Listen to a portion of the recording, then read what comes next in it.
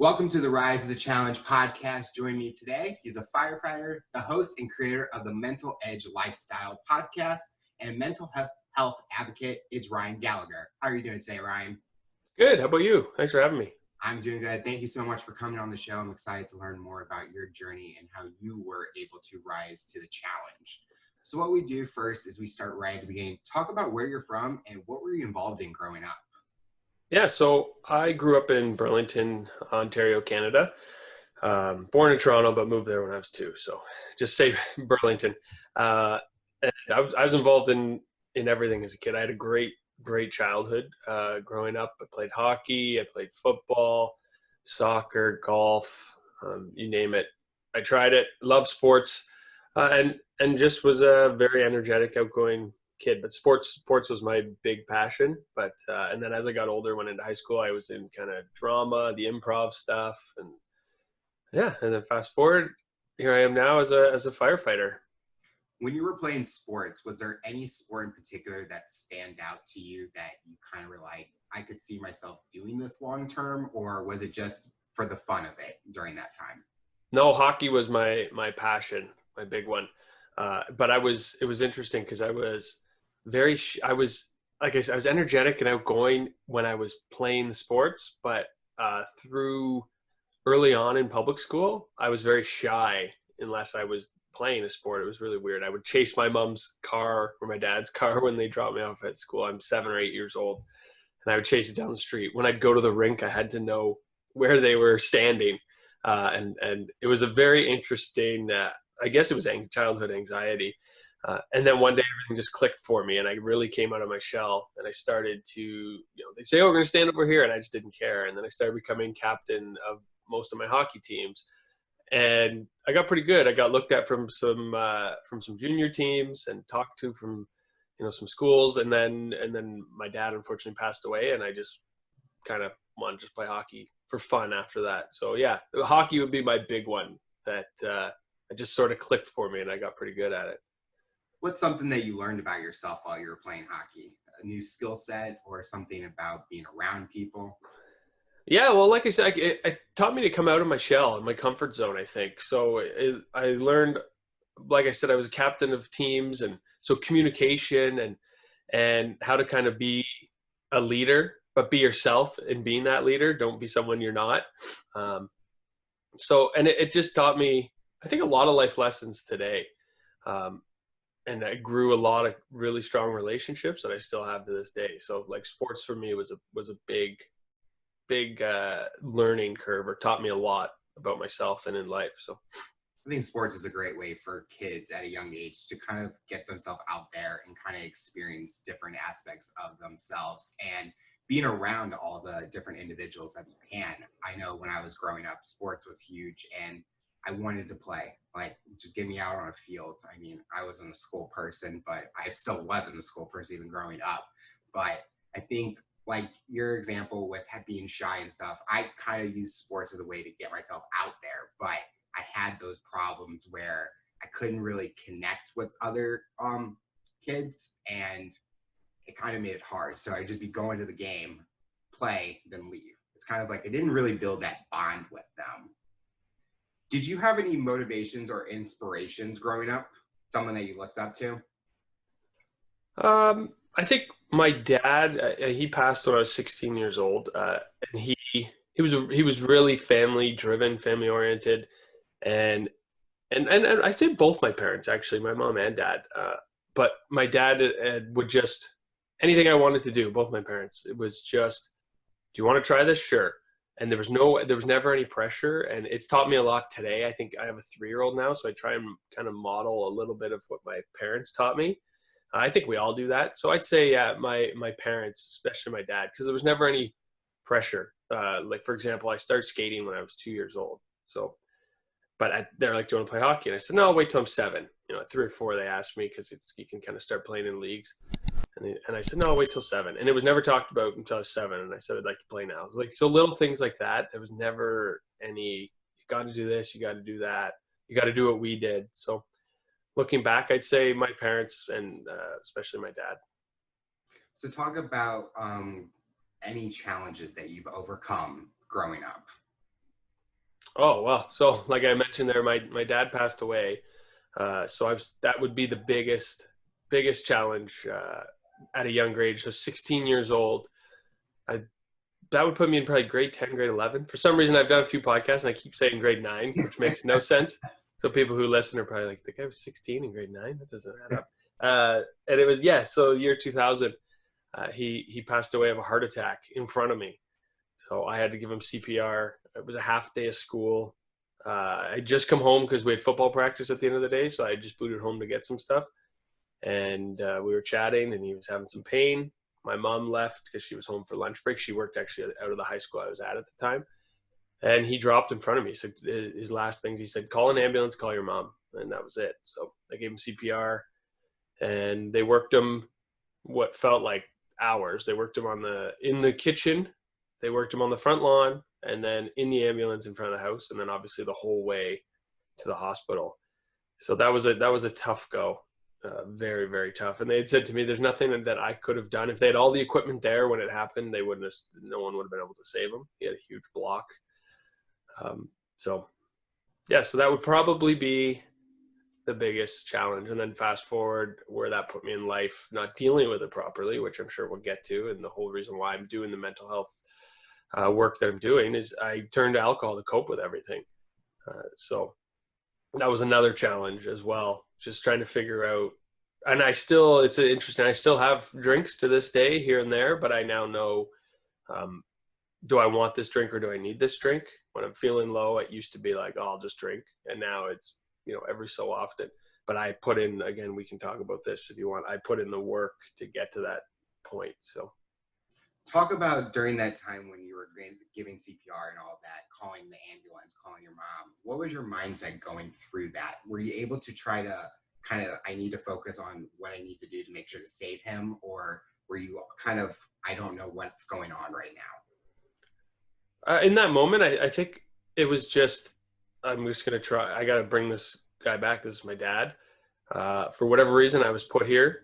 And this is what I have to do. And I'd never actually taken any, CPR courses or anything like that. I talked to dispatch on the phone and they just kind of started me off. And then I just focused. And my mom got home right away and she took the phone. I just all of a sudden took control of the situation, told her to leave the room, which is pretty big for 16 years old. And I just focused on it. And then once paramedics, firefighters, and police arrived, I removed myself and just waited. So. You mentioned that you turned to the use of alcohol. What brought you to go in that direction? It was interesting too because I didn't have my first drink till I was 19 years old. I was like a rule follower, like I'll just wait. And it just made me forget about everything. So I just became like what most people probably are when they were younger, like a social, like party drinker, but I was, Thursday to Sunday kind of thing. It's the weekend warrior, I guess you could say. But always, having fun, but it just allowed me to, I was outgoing at this point in my life too. And I was fortunate enough. I had a lot of friends but I was always trying to be the center of attention and it just allowed me to, I guess, escape because like I said, at 16, when you lose somebody, like your dad, you're kind of lost. But my mom had said, you should go talk to somebody. And at that time I was like, why would I want to talk to anybody about my feelings? They don't know me. And now looking back, I wish I had, but we all learn from things differently. So I just used it to cope. It just allowed me to forget about stuff. Because as I got older and, you start hitting more milestones and doing different things, you always are like, oh, I wish I could tell my dad or whoever it is you had lost, whatever situation you're in. And I think that really hurt a lot. So I would just turn to alcohol. Was there a time where you kind of knew that I need to stop using alcohol as a coping mechanism and be able to reach out to people or try to use different tactics in a way to overcome what you went through? Yeah. It's like I said, this happened at 16 and it wasn't till 30 when I was like, I got to figure this out. And this is important to point out because a lot of people who are dealing with mental health challenges, it seems like they have everything together. So at 30, I got my dream job. I got hired as a firefighter. I got married and we bought our first house, a brand new build, townhouse. So life seemed great. And that's when I was really hurting the most. I was overweight. So that was one sign. I was about 235 pounds, and I'm like 185, 190 now, consistently. And I was eating anything and everything that I thought was healthy that probably wasn't, and still working out, still playing hockey, doing all that stuff, but just constantly, because I was drinking so much on the weekends, just was so unhappy with myself. So there was one time that I came home and I was vomiting on the floor, and my wonderful wife was helping me. And that was kind of the next day. I just went, I got to fix this, because there's no way she's going to clean up my puke anymore. So I just, it was one of those aha moments. For whatever reason, it just happened that way. And I was like, you know what? Let's work on this. So we actually went to couples counseling, and then I started doing counseling on my own.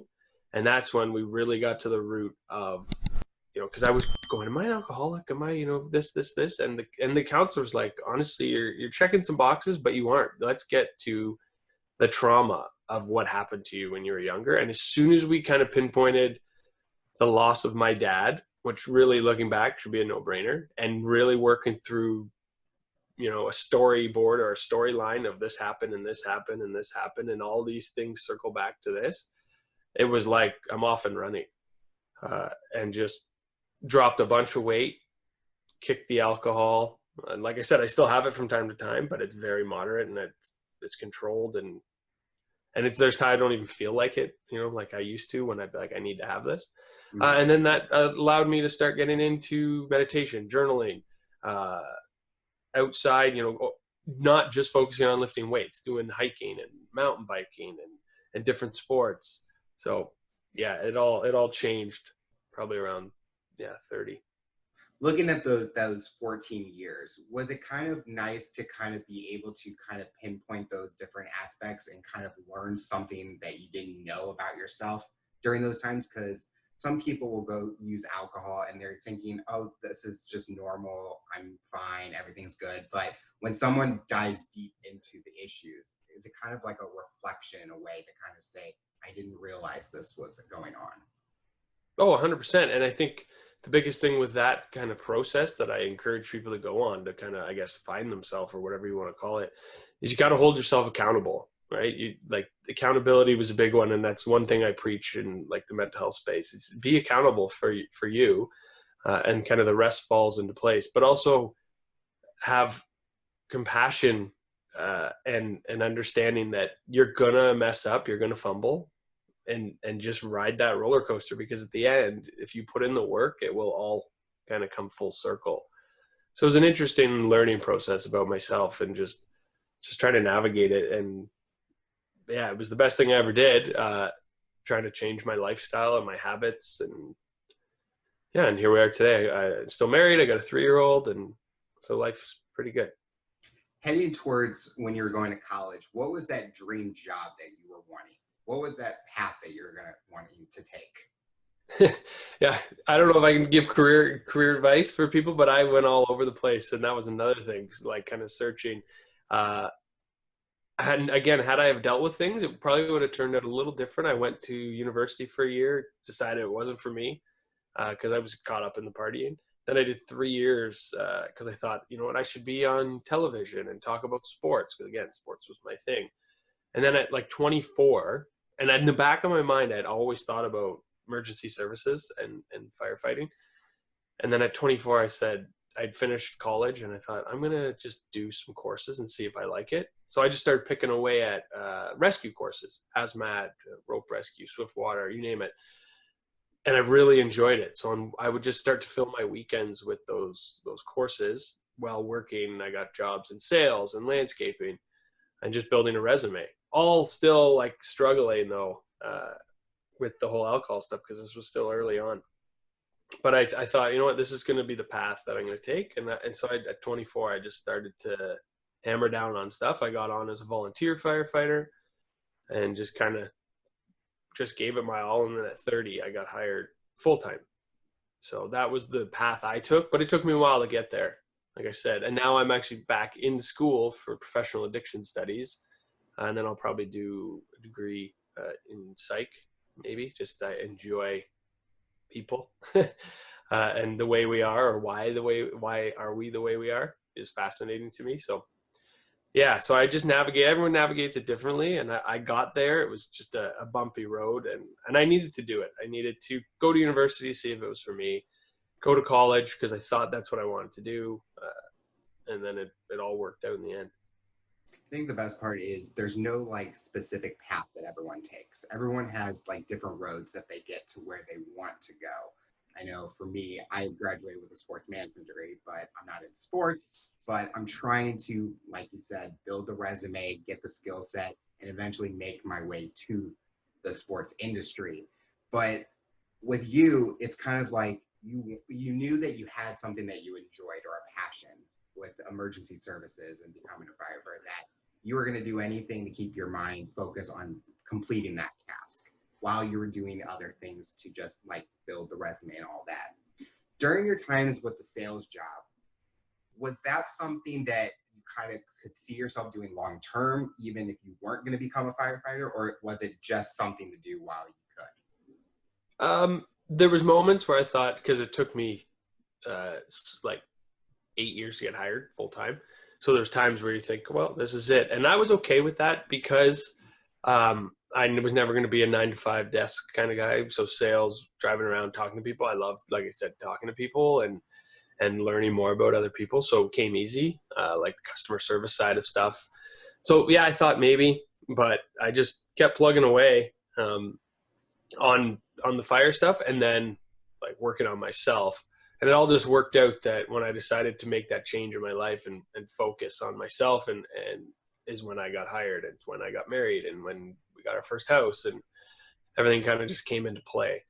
So, and I actually went to my first year at university was sport management at Brock. So I just a university close here to home. So, because again, same thing. I thought I'm going to be in sports because that's what I love. But yeah, here we are. It's always those things, like I always tell people, find as many passions as you can during college or growing up, because you never know what direction you're going to go in. I think some people, they stay focused on one thing and they will only do that. And then when it doesn't happen, they're like, I don't know what to do now. It's kind of like you have those different options and those different areas that you can fall back on to kind of say, okay, I can go into this direction now.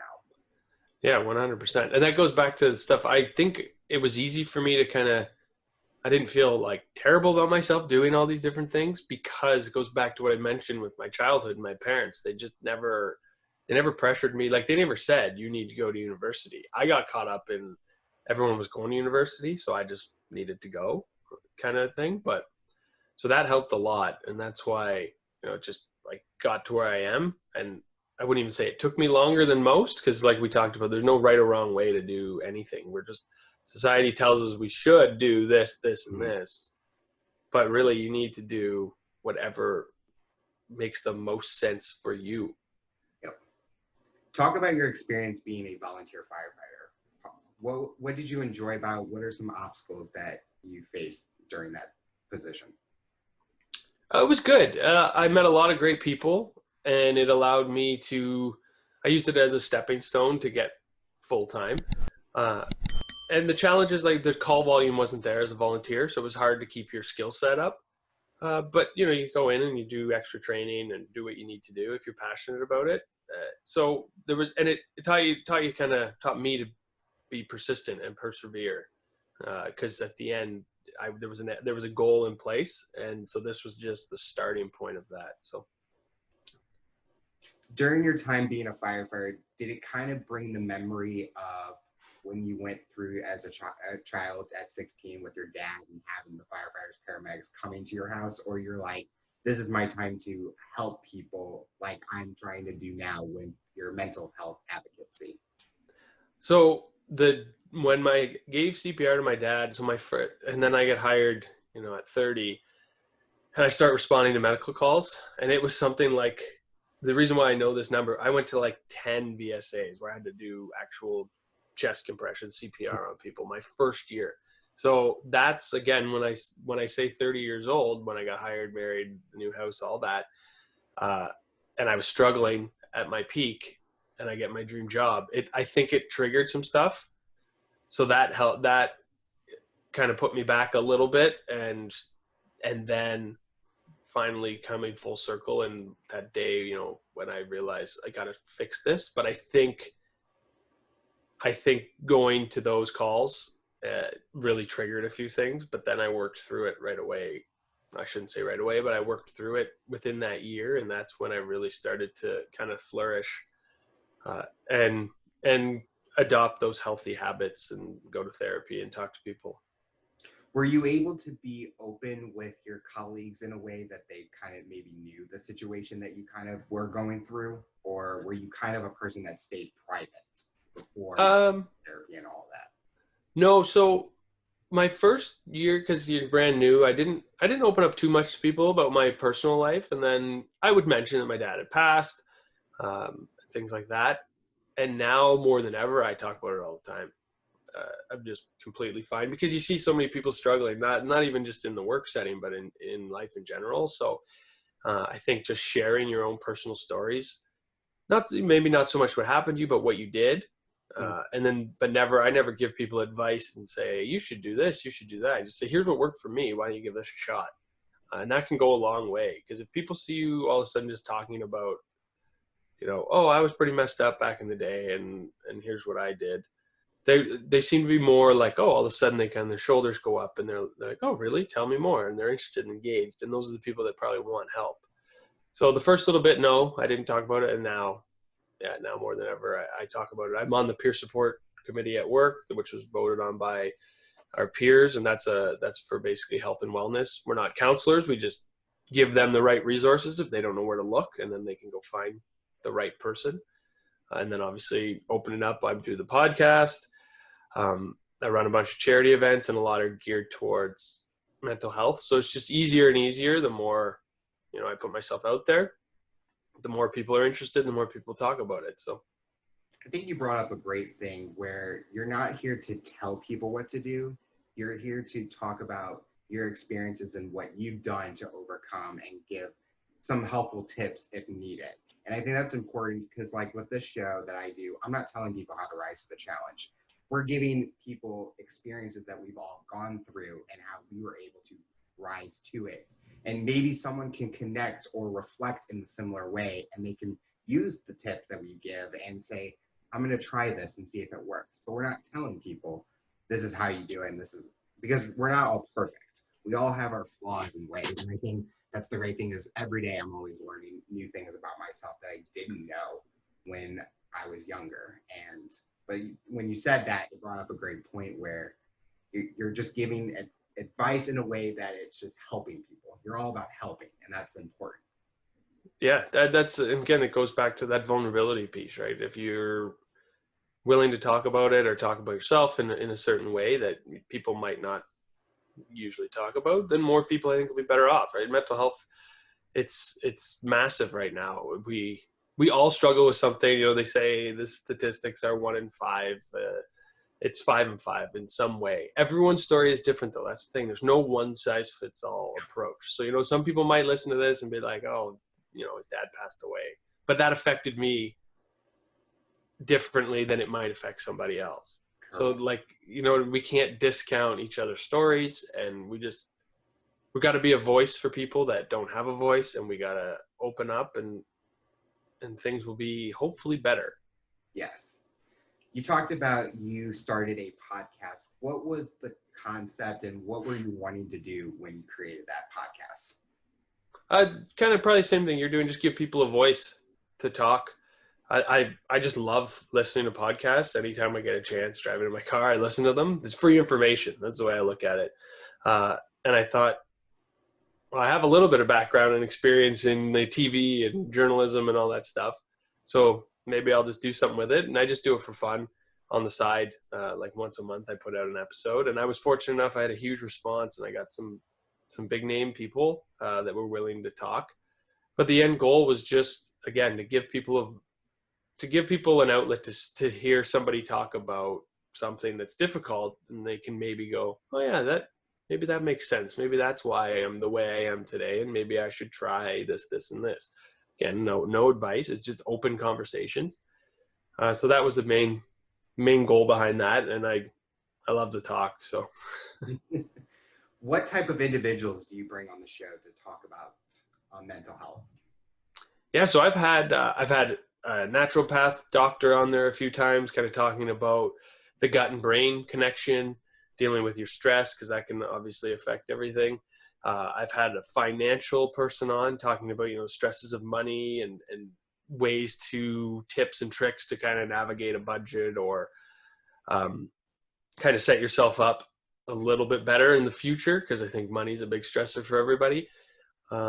Counselors, I've had a sports psychologist, and then I had a couple professional athletes. I had Theo Fleury, Canadian ice hockey player, Clint Malarchuk, another former NHL player, and Michael Landsberg, who's a big in Canada sports broadcaster, who deals a lot with his own depression and anxiety.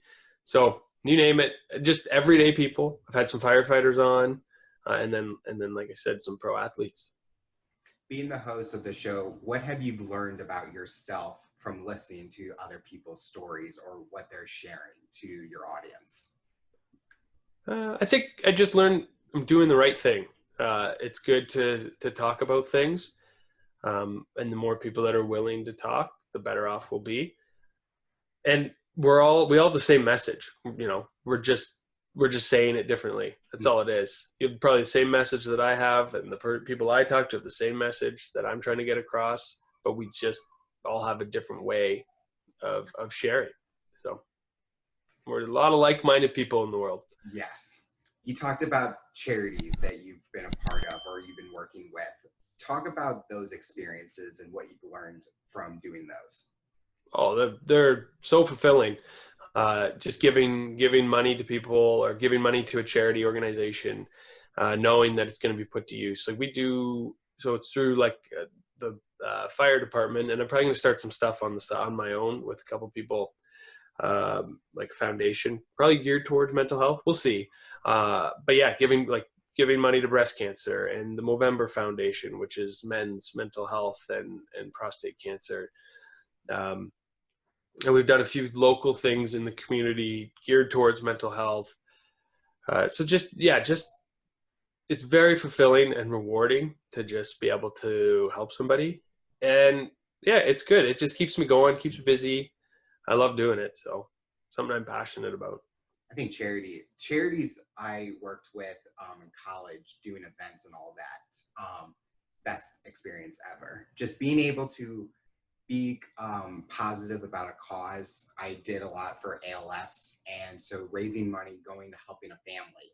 It's so rewarding because we're making these people happy that we're coming over and helping them with daily tasks that they can't do normally. And it's made me kind of want to pursue in other areas, like how can I bring my job and do more with charities, and having that support, like you have the support with the firefighters being a part of those charities.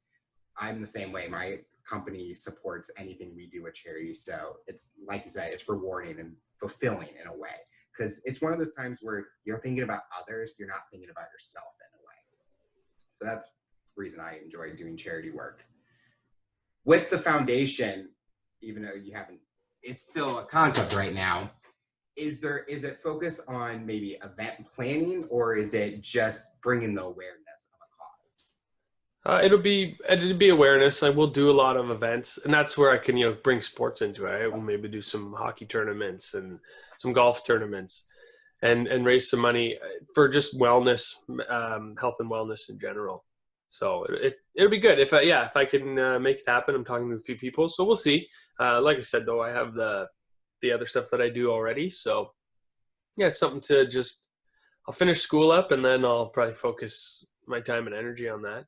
And it's good. It's good for your community, and it's good that my son sees something like that taking place. I can bring him out to events, and then sets him up for some success, hopefully down the road. If he sees, you know, myself and my wife giving back, he'll probably be a little bit more eager to do so. He's only 3, but why not start now?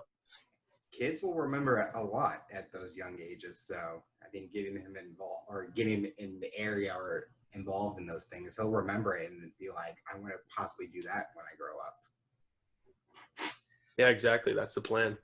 You talked about going back to school with the professional addiction studies program. Is it kind of like when you talked about how you didn't finish college at the beginning, this is a way that to fulfill that goal that you had of going to college, but you're also doing it in a way where I'm doing it for the passion that I have for the cause and the reasoning of the program. Yeah, I think it will help close that chapter in my life that I never did finish. So I'm like, I should probably do that at one point. And I had said it for a long time, but I never found anything that was like, well, I'm not just going to go back just to go back. And then I found this program and instantly thought this is right up my alley. I was just getting into the peer support stuff at work. So I thought that would just be another tool in my toolbox to kind of help me understand people and then also understand myself, what I went through. The more, stuff I'm reading and doing the assignments and work on, it all makes sense to me. So hopefully, I can expand on it down the road, and maybe it'll help me if I decide to, climb the ranks in the fire service, just having, that potential psych degree under my belt and some addiction stuff under my belt. Like I said, more tools in my toolbox. So yeah, it definitely, a part of me, I'm sure, is thinking, yeah, I should go back and finish it and close that kind of door, but it just wasn't the right time, and now it seems to be, and I'm enjoying it. So I think it goes back to what we talked about. Everyone has those different paths, and you're on a path that's going in a direction that you're happy to be going on. And if you're able to close those chapters, you'll accomplish those. But it's not like you need to do that to keep on going. It's not blocking you in a way. yeah, and like we said so many times, there's no right or wrong way, I don't think, to do anything. So many people, will ask, how do you get hired as a fireman? And it's like, I can't even give you, if you came into the fire service and talked to people, it'd be, oh, it took me 8 years. It took me 1 year. I did school 20 years ago. I did this course and I did that. I mean, now they're starting to add different benchmarks you have to hit, whether it's school or different testing. But yeah, there's no right or wrong way. And I think that goes for anything. So what does the future look like for you professionally and personally? What are you wanting to accomplish next? Finish up school and see what we can do, like I mentioned about the charity or foundation. And then I'm toying with the idea of trying to climb the ranks in my fire service. Whether or not that takes me to chief one day, I'm not really sure. Again, things could change, but for now, I'm just going to focus on family, finishing school, the charity stuff, and then we'll see where I go in my career with the fire service. For the industry that you're in with mental health and being a firefighter, what tips or advice would you give someone to rise to the challenge in that industry? Put yourself out there and have those difficult conversations, because then, like I said, you'll see more people having them, and you can better serve others if you're honest with yourself, and be passionate about it, and be vulnerable and have compassion, and be a voice for people that maybe don't have a voice or are afraid to speak. From your experience, what tips or advice would you give someone to rise to their challenge, to overcome obstacles and accomplish their goals? It's a great question. It never made sense, and it now does more than ever, but everything happens for a reason. You're put in a situation, I think, to rise to the occasion, rise to the challenge, and better yourself. And sometimes you got to fail to get there. So if you fail, just keep going, because you'll learn from it. Always use life experience. Always use the experiences that are handed to you as a learning opportunity, if they don't end up the way you want them to. Because the more you learn from things, the better off you're going to be, and you'll eventually reach whatever that end goal is. I think you nailed it perfectly. I think people are afraid of fear of trying new things or going for certain things, and they kind of want to take that easy route. And I think the people that try and go for the things and fail, they're able to learn a lot about themselves. I know with me, I take every opportunity and I go for it. I'm not going to be a person that's going to want to say, oh, I regret not doing this, because each day I learn something new about myself. Each interview I do, I learn something new that I can use in that week. and try to better myself. I always use the quote, become the greatest version of yourself.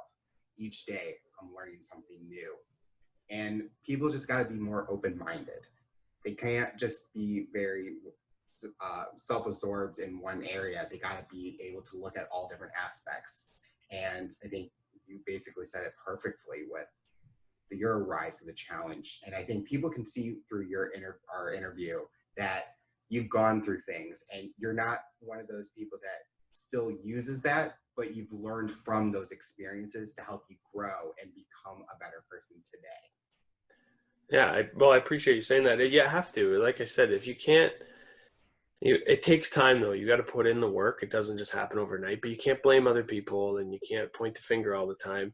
It's a lot of the time it starts with you and being accountable and understanding that life will get better, but you have to put in the work to do it. And we all struggle, and we all struggle. That's the biggest thing. So if someone's pointing the finger at you and making you feel crappy, they're probably not feeling the best themselves. And it goes by, I interviewed somebody and it stuck with me, Jason Valadeo. He said, it's the importance of who's sitting at your table. Surround yourself with, those like-minded people that will understand you. And sometimes it takes time to find those people, but you'll never find them if you don't open up and talk about things. They'll never know anything about you, and you'll never know anything about them. I totally agree. What is one thing, looking back at your experience, what's something that you wish you told yourself at a younger age or growing up that you realize about yourself now that you should have done? That's a tough question. I think, you never really know how hard life's going to be or how hard it can be, right? So I think just looking back, everything does happen for a reason, and you just got to get through it. And I didn't know what my reason was for, everything happening to me, my father passing away. And I don't know if this answers your question, and it's weird. I've talked to people about this, but I don't think I'd change anything about it. I miss my dad every day. But again, it was supposed to happen the way it did, and I was supposed to be there for whatever reason. And it just set me up for being able to talk to people like yourself and have these open conversations to help people. So I think looking back, the way I handled it, I think I would have probably just said to myself, like, you're supposed to be here right now at this moment, and down the road, future you is going to be able to talk about this and help people. Kind of looking at a full circle, you said that everything happens for a reasoning, and your path took you to where you're at today, and you're able to be open about it and talk to people like myself and other people about the experiences and help people who may be going through those similar situations be able to overcome the obstacles and rise to the challenge. Yeah, and not everybody wants to share. Not everybody wants to talk. So, for the people that don't want to, but at least find a healthy outlet. Find something that works for you, whether that's meditating, journaling, working out. But don't, you don't want to bottle it up, because it can affect you long term. It makes the little things seem bigger than what they really are if you don't deal with certain things that happen to you in life. Yeah. Well, Ryan, I want to thank you so much for coming on the show and talking about your rise to the challenge. I've definitely learned a lot about your journey, and a lot of people that are listening to this interview will be able to overcome their obstacles and rise to the challenge in similar situations that you've gone through. Yeah, thanks for having me. It was a pleasure.